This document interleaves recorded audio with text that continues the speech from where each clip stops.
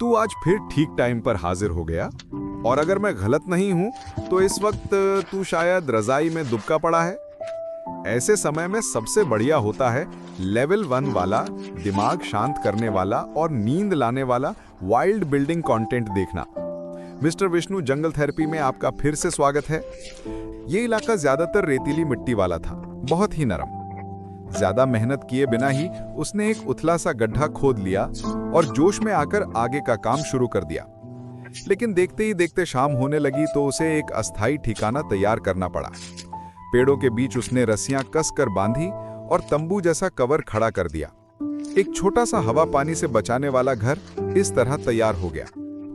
लकड़ी को carbon treatment देना बेहद जरूरी था, नहीं तो नमी और कीड़े इसका बुरा हाल कर देते।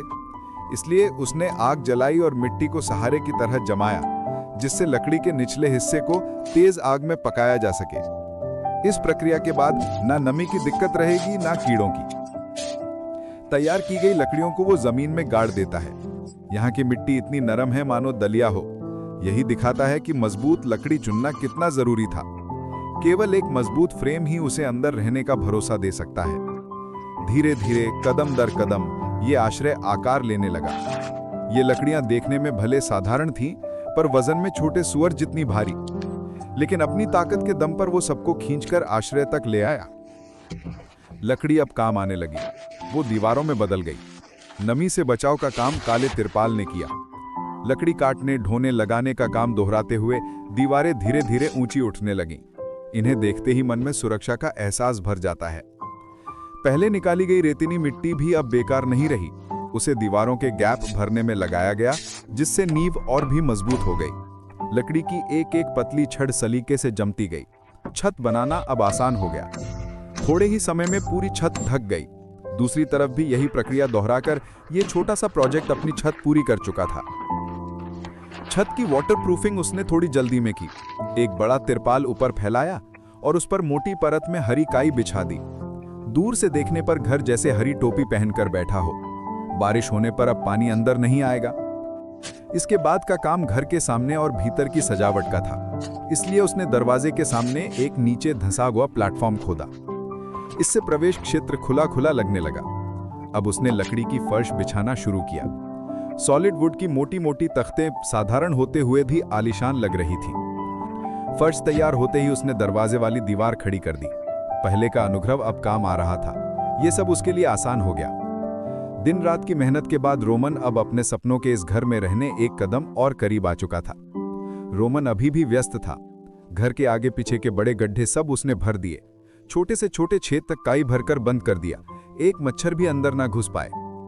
थक जाने पर वो रुककर सोचता भी था। कंक्रीट के उस शहर को छोड़कर इस जंगल में आने के बाद से उसका मन हर दिन और शांत होता गया। वो इस जीवन से दिन ब दिन ज्यादा प्यार करने लगा।